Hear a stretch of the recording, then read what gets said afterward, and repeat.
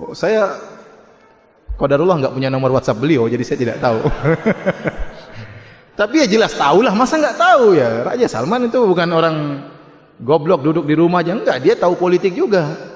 Dia juga mengadakan kunjungan-kunjungan, bahkan kunjungan kepada negara-negara kafir. Dia punya politik tersendiri. Ya. Dia juga memandang maslahat dan apa? Dan mudarat. Bahkan jangankan negara Islam, negara kafir pun terkadang dia kunjungi kalau memang perkaranya apa? Berbahaya. Terkadang kita suudzon, saya contohkan sederhana. Sebagian dai di Saudi suudzon kepada kerajaan Arab Saudi. Contoh sederhana. Waktu terjadi pengeboman di Perancis. Paham? Sehingga sebagian orang meninggal dunia. Maka Arab Saudi tatkala itu berduka cita istilahnya. Ya, sampai sebagian sebagian bangunan tinggi ada gambar bendera Perancis. Ya. Orang mungkin berpikiran, ngapain Saudi seperti itu? Kalau saya berpikiran positif, saya bilang justru Saudi sengaja demikian, agar jangan sampai dituduhkan kepada kaum muslimin. Buktinya pusat kaum muslimin berlepas diri dari perbuatan tersebut. Paham? Dengan demikian kaum muslimin yang ada di Perancis tidak mendapatkan kemudaratan lebih. Karena begitu ada bom pasti yang dituduh apa?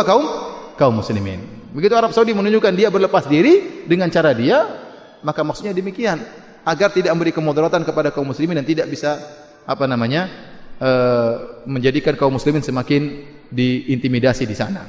Sebagian dai ngapain gitu? Lihat Suria parah, ngapain kita pikirkan Perancis? Bukan begitu, ini politik. Kalau Suria jelas dibantu oleh Arab Saudi, Palestina jelas dibantu. Nah, ini ada politik berhadapan dengan orang kafir, punya politik tersendiri. Punya politik tersendiri. Sebagai contoh, pernah pemerintah Arab Saudi dengan tegas mengeluarkan dalam pengumumannya resmi, tidak boleh seorang pun ke Suria. Tidak ada boleh penduduk Saudi yang ke Suria. Seorang, Saudi kayak apa, masa mendukung Syiah dan macam-macam. Bukan begitu, ini politik. Kasusnya beda, kasusnya Suria itu ada pemerintah yang sah menurut undang-undang dunia, yaitu Bashar Assad. Kemudian ingin digulingkan oleh rakyatnya.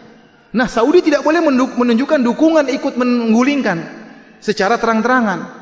Karena kalau dia menunjukkan dukungan, dia akan diprotes oleh negara-negara yang lain. Bagaimana secara undang-undang Anda salah? Maka Saudi mengeluarkan undang-undang, rakyatnya tidak boleh ke sana. Bukan berarti Saudi tidak beri bantuan. Justru bantuan paling besar kepada Suria dari mana? Dari Saudi. Tapi dia harus berpolitik. Orang-orang di sini sudah, orang-orang tukang takfir sudah menghina-hina Saudi. Lihat Saudi melarang, Saudi melarang. Bukan begitu. Dia bantu, dia punya bantuan besar.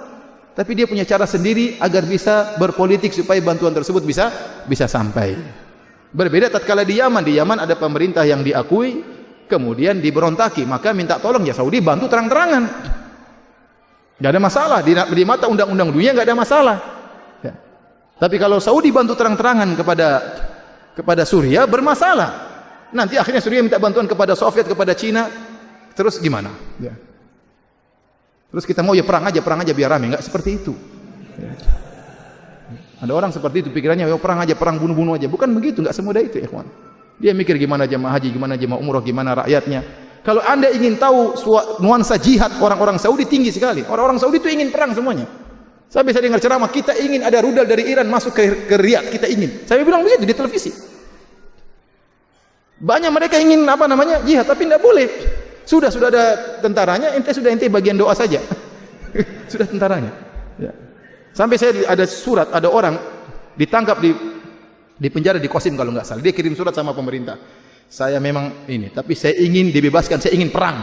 Saya ingin perang, tolong izinkan saya perang. Saya ingin berjihad, ingin mati syahid.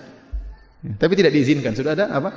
Sudah ada yang lainnya. Jadi maksud saya ya kita harus melihat maslahat dan apa? Dan mudarat. Raja Salman tentu tahu ya. Dan dia punya cara pandang tersendiri. Kita hargai cara pandangnya ya. Kita hargai cara pandangnya. Antum ya yang bisa berkiprah masuk ke pemerintahan silakan. Yang ingin menasihati pemerintah silakan. Yang beri masukan kepada pemerintah sangat dianjurkan. Yang tidak mampu banyak berdoa kepada Allah Subhanahu wa taala. Ya bikin pengajian-pengajian di mana-mana ya supaya orang semakin kembali kepada Allah Subhanahu wa taala. Ya karena tidak ada yang bisa mengangkat apa yang segala problematika kecuali Allah Subhanahu